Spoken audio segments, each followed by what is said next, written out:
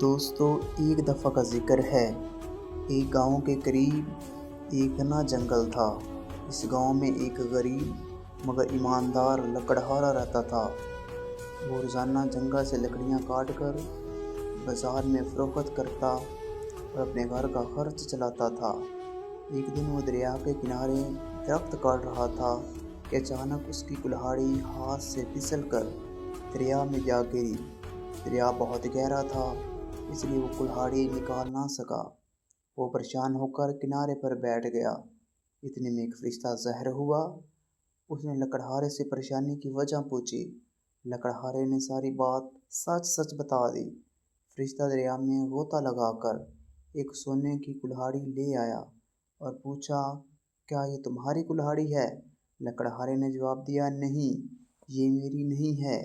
फरिश्ता दोबारा पानी में गया और चांदी की कुल्हाड़ी ले आया।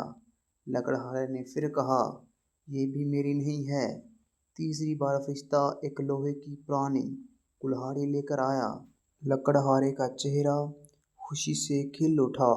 उसने कहा, जी हाँ, यही मेरी कुल्हाड़ी है। लकड़हारे की ईमानदारी देखकर फरिश्ता बहुत खुश हुआ। उसने इनाम के तौर पर सोने और चांदी की कुल्हाड़ियाँ भी इसे दे दी। लकड़हारा खुशी खुशी घर लौट आया और अपनी ईमानदारी की वजह से इज़्ज़त और खुशहाली हासिल की। सबक: ईमानदारी बेहतरीन पॉलिसी है और सच बोलने वाला आखिरकार कामयाब होता है।